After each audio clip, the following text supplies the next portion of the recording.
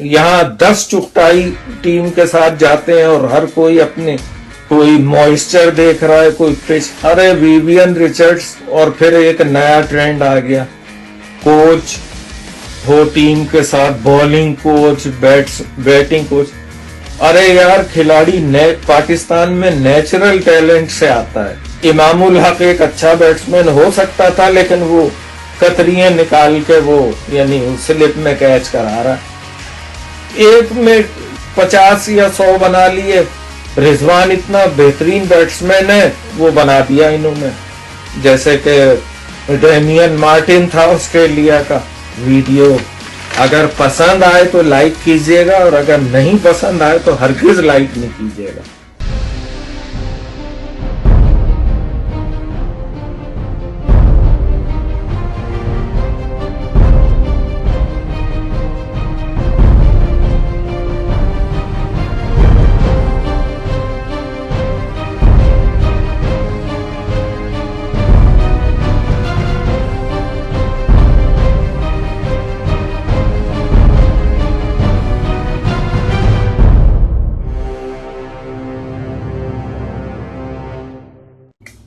यहाँ कनाडा में मुझसे मोहब्बत करने वाले चंद अहबाब ने मेरा हौसला बढ़ाया कि अहमद भाई, आप यहाँ कनाडा में अपने बच्चों और उनके बच्चों के साथ फारिग रिटायर्ड लाइफ गुजार रहे हैं। कभी कभार शाद व नादिर आप रेडियो टोरंटो पर मुख्तलिफ मौज़ूआत पे हमें गुफ्तगू करते सुनाई देते हैं, और कभी आपको देखा नहीं। मेरा अलमिया ये है कि मैं मैनुअल दौर में मैंने अपनी भरपूर प्रोफेशनल लाइफ गुजारी। जदीद टेक्नोलॉजी और पीसी लिटरेसी से मैं बिल्कुल नाबलद हूँ। फिर भी बच्चों ने मुझे अपने भरपूर ताउन का यकीन दिलाया कि भाई हम हैं ना यहाँ, किसी न किसी मौजू पे आप थोड़ी बहुत गुफ्तगू कर लिया करें। ना आपको यहाँ के तफरीही मकामात से कोई दिलचस्पी है, ना आपको सैर सपाटे का शौक़ है। 24 घंटे आप घर में रहते हैं। आपकी सेहत के लिए बहुत ज़रूरी है कि आप कुछ ना कुछ करें। आप ज़ाये हो रहे हैं। चुनाचे आज पहली बार मैंने हिम्मत की और आपसे मुखातिब हूँ। वैसे मेरा मुख्तसर तारुफ ये है कि मेरा कोई तारुफ नहीं। फैमिली और अहबाब के सिवा मुझे कोई नहीं जानता। एक मुकम्मल लो प्रोफाइल जिंदगी गुजारी और अपनी खाल में रहने का कायल। जिंदगी में अगर कुछ किया तो ये कि कभी किसी की दिल आज़ारी का मूजिब नहीं बना, और सबसे यही गुजारिश रहती है कि कम से कम इतना कर लें कि आपकी ज़ात से किसी की तकलीफ ना पहुंचे। One should be a good listener. क्यों? तो इसलिए कि हर इंसान से बेहतर इंसान, हर शय से बेहतर शय, और हर जी रूह अपने वजूद का मकसद रखती है। ये अल्लाह ताला का निज़ाम है। और ये सब भाषण और तमहीद का मकसद ये है कि मैं पहले से ही माजरत कर रहा हूँ कि हो सकता है आपको मेरा कोई कमेंट पसंद ना आए या वो आपकी राय से मुताबिकत ना रखता हो। लिहाजा आपको पूरी इजाज़त है पसंद या नापसंद करने की, और आप आज़ाद हैं। जाहिर है हर शख्स आज़ाद है। आज पहला मौजू मैंने क्रिकेट का इंतखाब किया, क्योंकि बचपन से मैं जुनून की हद तक क्रिकेट से इश्क करता हूँ। जब से मैंने होश संभाला, हम पाकिस्तानी क्रिकेट को 2 हिस्सों में तकसीम कर सकते हैं। एक दौर 70 से 95 आप कह लें, एक 1995 से आज तक का दौर। तो आज हम पहले दौर के हवाले से बात करेंगे। मुझे इस बात का बेहद अफसोस होता है कि पहले दौर में यानी हमारे जो क्रिकेटर्स थे, उनमें सही मानों में स्ट्रोक प्ले का जो आगाज हुआ वो सईद अहमद से हुआ। हनीफ मोहम्मद ज़ाहिर है बहुत बड़े कप्तान और बहुत बड़े बैट्समैन थे, यानी उनका रिकॉर्ड है पाकिस्तान में 337 रन का। लेकिन स्ट्रोक प्ले का बानी अगर पाकिस्तान में कोई बैट्समैन मेरी नज़र में है तो वो सईद अहमद है। उसके बाद यानी اتنا وہ کھیلے نہیں. شفقت رانا یعنی جو اسٹروک پلے کے حوالے سے بات کر رہا ہوں. سعید احمد بہترین کور ڈرائیو ماسٹر تھا، بہترین آؤٹ بریک بولر. لیکن آج کل ہم جتنے تبصرے سنتے ہیں، ظاہر میں کوئی چغتائی صاحب نہیں ہوں، لیکن یہ کہ اس دور میں یعنی جب میں نے ہوش سنبھالا تو حنیف محمد یہ ٹیم کے چند 5-6 مین نمایاں نام یہ تھے. امتیاز احمد وکٹ کیپر ہوتے تھے، سعید احمد 1 ڈاؤن آیا کرتے تھے، چوتھے نمبر پہ مشتاق اور حنیف اوپن کرتے تھے. سوری میں بھول گیا، یہ بہت پہلے کا دور ہے جب میں بہت چھوٹا تھا. لیکن صحیح معنوں میں پاکستانی کرکٹ کو اگر جانا گیا، وہ دور تو الگ ہے. کاردار صاحب، فضل محمود، حنیف، امتیاز، جاوید برکی. لیکن صحیح معنوں میں ہماری ٹیم مطلب بہت ہارتی تھی. ٹیسٹ میچ میں یعنی پاکستان کو انٹرنیشنلی کوئی ریکگنیشن نہیں تھی. لیکن ایک ٹیم بنی مشتاق محمد کی کپتانی. اس کے نمایاں پلیئرز کے نام میں لیتا ہوں، یعنی جہاں سے میں نے کرکٹ کو فالو کرنا شروع کیا تو وہ کیپٹن شپ مشتاق کی ہے. آصف اقبال وائس کیپٹن ہوتا تھا. بیٹنگ لائن اپ میں 2 ڈاؤن پہ جاوید میاں آ گئے تھے، 5ویں نمبر پہ مشتاق خود آتے تھے، 6 پہ آصف اقبال، پھر وسیم راجہ یا کوئی ایک کھلاڑی، اور وسیم باری وکٹ کیپر، سرفراز، عمران خان، آصف مسعود، سلیم الطاف. یہ ٹیم ہوا کرتی تھی. صحیح معنوں میں پاکستان کی جو شناخت بننا شروع ہوئی وہ اس ٹیم سے 70s کے بعد. ہماری نئی نسل یعنی ظاہر بہت بڑا کارنامہ، سب سے بڑا کارنامہ پاکستان نے 92 کا ورلڈ کپ جیتا، یا وہ جاوید میاں کا شارجہ میں آخری بال پہ چھکا انڈیا کو ہرایا. لیکن میں کیونکہ ایک عام تماشائی سے زیادہ میری کوئی ہے، میں کوئی ایکسپرٹ نہیں ہوں، یا کوئی جیسے ہمارے ڈاکٹر نعمان ہیں یا دوسرے بڑے بڑے تبصرہ نگار، میں تو ایک تماشائی کی حیثیت سے اپنی رائے آپ کو دے رہا ہوں. تو یہ وہ دور ہے، یعنی یہ وہ ٹیم ہے جس کی بنیاد پہ، اور اس ٹیم کا مقابلہ اب میں عالمی دوسری ٹیموں سے موازنہ کروں. ان کو وہ بالرز ملے، یعنی ویسٹ انڈیز کی بالنگ لائن اپ میں آپ کو بتاؤں: Andy Roberts, Colin Croft, Michael Holding, Curtly Ambrose, آپ کا کورٹنی والش، یعنی اتنے بڑے بڑے بالرز. انگلینڈ میں آئے تو باب ولس، کرس اولڈ، آپ کے mic Hendrick, leg spinner Dirac انڈروڈ، انتہائی خطرناک اور بڑا عظیم بالر. یعنی ان کو وہ ٹیم کھیلنے کو ملی. آسٹریلیا کے للی تھامسن، گلمور، میکس واکر، باب میسی 2 اسپنرز تھے، ایشلی میلٹ اور جان گلیسن. اب ان بالرز کو کھیلنا اور آج کے بالرز کو کھیلنا زمین، ان کو انتہائی مشکل بالنگ ملی اس ٹیم کو، اس ایرا کی، جو پہلے جو 25 سال کی میں بات کر رہا ہوں. یعنی ظاہر ہے اس میں نمایاں نام یہی آتے ہیں. ہماری بالنگ میں عمران خان تھا، سرفراز نواز، آصف مسعود، سلیم الطاف.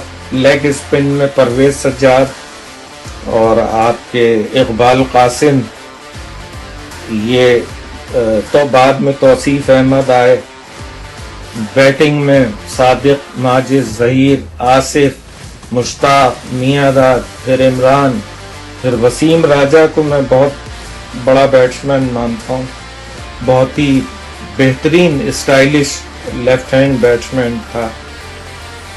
تو ان کو جو بالنگ کھیلنے کو ملی وہ آج کی ٹیم یا اس کے بعد کے ایرا یعنی 95 کے بعد، یعنی جو نئے بیٹسمین آئے ہیں جن کو بہت سے یعنی بعد میں بڑے بڑے نام بن گئے ماشاءاللہ، انضمام الحق، یونس خان, شعیب ملک, شاہد آفریدی, لیکن ماجد آصف کو جو بالرز ملے وہ انہیں نہیں ملے. یعنی جاوید میاں-داد اور عمران خان تک نے ان کو فیس کیا. اچھا, جہاں تک فتوحات کا تعلق ہے تو ظاہر ہے ورلڈ کپ جیتنا, یعنی پہلی بار پاکستان نے جیتا یا وہ شارجہ, لیکن میرے نزدیک جو پاکستان کی سب سے بڑی فتح تھی, انڈیا کی ٹیم 1978 17 سال کے بعد پاکستان میں ٹیسٹ سیریز کھیلنے آئی اور لوگوں کا جنون تھا. یعنی پہلا ٹیسٹ ڈرا ہوا تھا غالباً, دوسرے ٹیسٹ میں پاکستان جیتا, لیکن تیسرا ٹیسٹ جو کراچی میں کھیلا گیا وہ ٹیسٹ میرے نزدیک وہ شارجہ کے میچ اور ورلڈ کپ سے بھی بڑی فتح تھی. اس وقت سچویشن یہ تھی کہ پاکستان کو یعنی ٹی ٹائم تک انڈیا, یعنی آخری دن تھا اور ٹی ٹائم میں خود نیشنل اسٹیڈیم میں بیٹھا تھا اور ٹی سے لے کے اور کھیل ختم ہونے تک صرف 25 اوورز کا کھیل باقی رہ گیا تھا اور پاکستان کو 164 کا ٹارگٹ چیز کرنا تھا.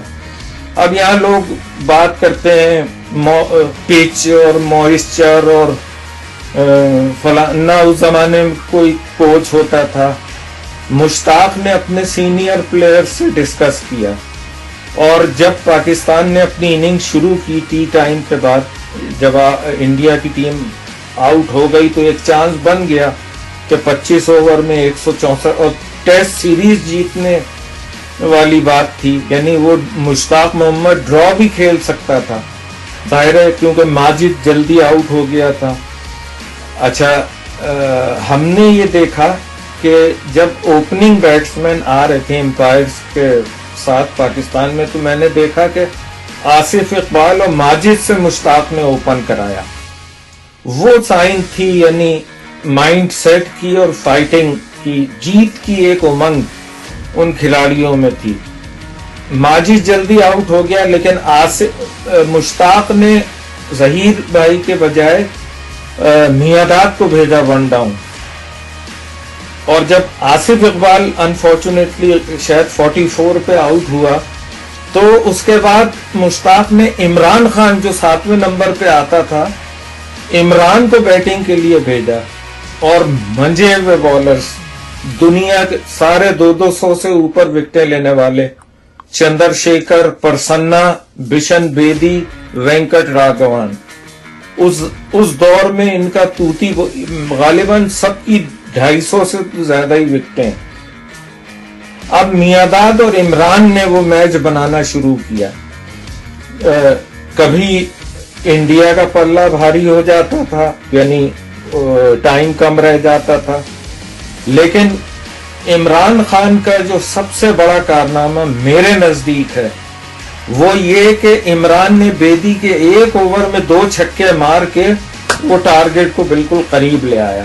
یعنی کیا, یعنی یہ جو کہا جاتا ہے, میں یعنی عمران خان کی بیٹنگ کو داد دے, اس وقت اتنا تجربہ بھی نہیں تھا عمران کو بیٹنگ کا, لیکن میاں-داد دوسرے اینڈ پہ تھا اور عمران نے آگے نکل کے جو بیدی کو چھکے مارے, تماشائیوں کا, بلکہ نیشنل اسٹیڈیم کے گیٹس کھول دیے گئے, سب کو فری الاؤ کر دیا اور بالآخر عمران خان نے وننگ شاٹ کھیل کے یا میاں-داد نے مارا, لیکن اصل بنیاد بیدی کے 1 اوور میں 2 چھکوں سے عمران خان نے ڈال دی. پاکستان نے جو وہ ٹیسٹ میچ جیتا, وہاں سے یعنی ایک فائٹنگ اسپرٹ اور ایک دنیا میں پاکستان کی شناخت بنی کرکٹ کی. ورلڈ کپ تو 92 میں آیا, لیکن میرے نزدیک پاکستان کی وہ ٹیم اس زمانے میں, مجھے پتہ نہیں ٹیسٹ کرکٹرز کو کہ ایک ٹیسٹ کے کتنے پیسے ملتے ہوں گے, 5,000 7,000, نہ کوئی میڈیا کا دور تھا, لائیو البتہ میچ پی ٹی وی سے ٹیلی کاسٹ ہونا شروع ہو گیا تھا, لیکن یقین مانے کہ میرا خیال سے پاکستان میں چھٹی بھی ہو گئی تھی, تو وہ وہاں سے وہ بنیاد رکھی. اور مشتاق جو ہے مطلب یہ کہ میرے نزدیک کہتے ہیں اور صحیح کہتے ہیں کہ عمران خان بہت بڑا کپتان تھا، نو ڈاؤٹ، لیکن کیپٹن شپ یعنی اس دور میں ظاہر عمران جونیئر تھے مشتاق کے، اور اپنا کیریئر اسی کی کیپٹن شپ یا شاید انتخاب عالم کی کیپٹن شپ میں ان کا اسٹارٹ ہوا، لیکن مشتاق سے اچھا سچویشن ریڈر اور پچ ریڈر میرے نزدیک کوئی نہیں تھا۔ آپ دیکھیں بیٹنگ آرڈر چینج کر دیا، آصف اقبال کو ماجد خان کے ساتھ اوپننگ کرا دی، میاں داد کو ون ڈاؤن بھیج دیا، ظہیر بھائی کو بٹھا لیا، خود بیٹھ گیا، اور یعنی مائنڈ سیٹ اور یہ کسی ٹریننگ کی مرہون منت نہیں ہوتی ہے، آپس میں یہی سینئر کھلاڑیوں نے مشورہ کیا ہوگا، مشتاق نے آصف سے یا ماجد سے ہی پوچھا ہوگا۔ عظیم کرکٹرز تھے ظہیر عباس، حالانکہ ظہیر اسی سیریز میں ڈبل سینچریز اور سینچریز مار چکے تھے، لیکن ظہیر بھائی کو بٹھا کے میاں داد اور عمران خان کو بھیج دیا اور انہوں نے کام کر دیا، پاکستان 17 سال کے بعد یعنی انڈیا سے سیریز جیتا۔ تو وہاں سے وہ ٹرننگ پوائنٹ میرے نزدیک فتوحات کا پاکستان کا شروع ہوتا ہے، اور بلا شبہ پاکستان کی وہ ٹیم جو تھی، جو نام میں نے آپ کو شروع میں لیے، وہ پاکستان کی بہترین ٹیم تھی جس نے دنیا میں پاکستان کی شناخت بنائی۔ اب ایک دور دوسرا آتا ہے جس کے نمایاں نام یعنی اگر ہم دیکھیں ٹیم ملک، اعجاز احمد، اب یہ سب اچھے بیٹسمین تھے، لیکن لیجنڈری بیٹسمین کہا جاتا ہے، یا اس صف میں تو خیر نہیں آتے تھے، بہت اچھے یونس خان، انضمام الحق، شاہد آفریدی، ابھی ایک ہی بیٹسمین میں میرے نزدیک اس لائق ہے جسے ابھی بننا ہے، لیکن ہمارا مسئلہ یہ ہے کہ ہم ابھی بابر اعظم کو 8-10 سینچریاں بنا لینے دیں، ہم 2-3 پرفارمنسز پہ ایک کھلاڑی کو عظیم بنا دیتے ہیں اور 2-3 فیلئرز پہ شمیم یعنی ایک دم انڈر مائن کر دیتے ہیں۔ تو یعنی میری منہ سے معاف کیجیے گا، یعنی شمیم بھی میرے کزنز اور بھائیوں کے نام ہیں، مطلب 2 منٹ میں ہم عظیم بنا دیتے ہیں، اور یہ میڈیا نے جب سے یعنی کھلاڑیوں کو، اور پھر ایک نیا ٹرینڈ آ گیا، کوچ ہو ٹیم کے ساتھ، بالنگ کوچ، بیٹنگ کوچ، ارے یار کھلاڑی پاکستان میں نیچرل ٹیلنٹ سے آتا ہے، پاکستان میں کوئی وہ ویسی ٹریننگ یا اکیڈمیز یا کوچنگ کوچ کیا کر سکتا ہے؟ صلاحیت بیٹسمین جا کے کھیلنا، آفریدی نے گراؤنڈ پہ وکٹ پہ، آپ کتنا ہی اس سے کہہ کے بھیجیں، اور کنفیوز کرنے والی بات ہے یہ۔ میرے نزدیک تو نہ صرف اس دور میں کیا ہوتا تھا، جو پہلا دور میں نے آپ کو سنہری دور بتایا، صرف ایک مینیجر ہوتا تھا، ایک ڈاکٹر فیزیو ہوتا تھا، اس کے علاوہ تو کوئی یعنی یہاں 10 چکتائی ٹیم کے ساتھ جاتے ہیں اور ہر کوئی اپنے، کوئی موئسچر دیکھ رہا ہے، کوئی پچ، ارے ویوین ریچرڈز نے کبھی ہیلمٹ نہیں کھیلا، مطلب صلاحیت بیٹسمین میں اس کا ایک ہی گول ہوتا تھا کہ بال جو ہے نا بیٹ سے لگنے کے بعد باؤنڈری کے باہر جانی چاہیے، چاہے موسم کیسا ہو، چاہے مخالف ہوا چل رہی ہو، وہ ان چیزوں پہ بلیو ہی نہیں کرتا تھا۔ میری لندن میں اس سے ملاقات ہوئی، میرا ارمان تھا ورلڈ کپ دیکھنے کا 1979 کا، اللہ تعالیٰ نے مجھے 79 کا ورلڈ کپ دیکھنے کا موقع ملا۔ پھر ایک گیدرنگ میں ویوین ریچرڈز اور یہ پوری ٹیم تھی جہاں میں بھی پہنچ گیا، گھس گیا، سمجھ لیں۔ مطلب یہ کہ زندگی میں مجھے یاد نہیں ہے کہ ریچرڈز نے کبھی امپائر سے آ کے وہ گارڈ لیا، وہ جو ترچھے بلے رکھ کے اور پھر وہ قطری مار کے سلپ میں کیچ دے کے آؤٹ ہو جاتے ہیں، کہ مطلب کیا تھا، وہ جاتا تھا کریز پہ اور اپنے آئیڈیے سے بلہ رکھ کے وہ شروع ہو جاتا تھا، اور کوئی ایریا کور، گلی، لیگ، اسکوائر لیگ، ग्लांस हो, कोई फील्ड बैटिंग में उसने विवियन रिचर्ड से बड़ा, हालांकि डॉन ब्रैडमैन, यानी मैं खुद बहुत डरता था, बाज इतने खतरनाक बैट्समैन थे। डेनिस एमिस से मैं बहुत डरता था, डग वॉल्टर्स ऑस्ट्रेलिया का, Ian रेडपाथ, chapel brothers, Bobby Simpson captain था। इसी तरह इंडिया में ये गवास्कर, विश्वनाथ वगैरह, वेंगसरकर ये चिपक जाते थे। इसी तरह इंग्लैंड में जेफरी बॉयकॉट, बैरिंगटन, फ्लेचर, ये वो लोग थे, लखर्स के, यानी जब हम कमेंट्री सुनते थे रेडियो पे, हम कहते थे किसी तरह इनको 100 रन दे दो और ये आउट, मतलब चले जाएंगे।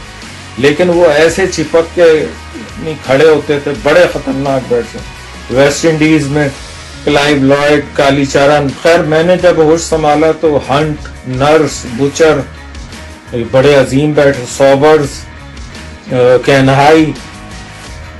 लेकिन बाद में ये 70s में Gordon Greenwich, hence, Allwyn Kalicharan 1 down पे आता था, 4थे पे लॉयड, 5वें पे रिचर्ड। तो कहने का मकसद ये है कि ना कोई कोच होता था, ना कोई बॉलिंग कोच, ना यार एक फिजियो लेके जाओ, डॉक्टर, एक मैनेजर हो, टीम का कैप्टन हो। ड्रेसिंग रूम में 10 मशवरे इतना इन्फ्लुएंस करते हैं बैट्समैन को कि वो अपना खेल हो ही नहीं सकता। आप कुछ भी बता के भेजे, वहां डेल स्टेन या मिचेल स्टार्क या शेन वॉर्न खड़ा हो तो आपकी तमाम स्ट्रेटेजी, ऐसे बॉलर्स, डेरिक अंडरवुड जैसे अजीम बॉलर, लिली थॉमसन, शुक्र है इनको ये नहीं मिले, रॉबर्ट्स, गार्नर, कॉलिन क्राफ्ट और ये माइकल होल्डिंग, कोर्टनी वॉल्श जैसे बॉलर्स इनको नहीं मिले इस टीम को। तो इनसे शिकायत क्या, जाहिर है परफॉर्म। एक बाबर आजम अभी उसने कैरियर स्टार्ट किया है, इस कदर वो मीडिया में इनवाइट किया, उसको फोकस करने दें अपनी बैटिंग पे। मुझे नहीं मालूम कैप्टनशिप में वो दिलचस्पी रखता है या नहीं, लेकिन एक ही खिलाड़ी इस वक्त है जो आगे, अभी वो इंटरनेशनल लेवल पे वो ए ग्रेड में भी नहीं आता बैटिंग में, सच्ची बात है। बेहतरीन बैट्समैन है, बेहतरीन पोटेंशियल है, लेकिन यार उसको 8-10 सेंचुरियां बनाने दो। अभी उसको एकदम से आपने आसमान पे पहुंचा दिया और फिर वो जब परफॉर्मेंस डाउन होती है तो फिर टीवी पे ये सारे चुगताई लत्ते लेने शुरू हो जाते हैं। तो मैं माजरत खाऊं, ये चुगताई हमारे यहाँ कनाडा में रेडियो पे एक टर्म इजाद होती है, जो यानी माशाल्लाह बड़े विजनरी लोग होते हैं या बुखराती तबसरे करते हैं, उनको चुगताई साहब कहा जाता है। तो यानी ये एक एजाज है, इससे बुरा ना माने। हमारे कई जानने वाले चुगताई साहब वगैरह ये वीडियो देख रहे हो तो वो बुरा मान जाए। मेरा मकसद बिल्कुल किसी की दिल आजारी नहीं है भाई, आप मुझे टुच्चा समझ लें, एक आम तमाशाई की हैसियत से मैं बात कर रहा हूँ। पाकिस्तान में अगर क्रिकेट को आगे जाना है तो ना कोई बैटिंग कोच, ना बॉलिंग कोच, सिर्फ एक टीम मैनेजर हो और कप्तान, बाकी टीम, ना कोई माइंड सेट, ना कोई फलानी प्लानिंग, ड्रेसिंग रूम प्लानिंग। हाँ, आपस में प्लेयर्स स्ट्रेटेजी बनाएं, जो टीम है जिसको ग्राउंड में उतरना है। बाहर से आप बैठ के इशारे करके, भाई फेस तो उसे करना है ना। मैं कल देख रहा था वनडे में हेटमायर ने 4-5 छक्के मार के वो जितवा दिया, लेकिन अब ये थोड़ी है कि हेटमायर यानी पाकिस्तान में अगर ये हेटमायर इनिंग खेलता तो उसको ब्रायन लारा बना देता ये मीडिया, हमारे जो बड़े बड़े तबसरा निगार है, वाह वाह वाह वाह वाह वाह। लेकिन अभी वो सी ग्रेड में भी नहीं आता। ब्रावो ने जो इनिंग खेली वो एक मैच्योर्ड इनिंग थी, उसने फाउंडेशन रखी। तो क्रिकेट में यानी माइंड सेट, एक खिलाड़ी 25 साल की जब उम्र हो जाती है ना, उसके बाद माइंड सेट वगैरह या हैंड राइटिंग चेंज नहीं होती। सीधी बात ये है।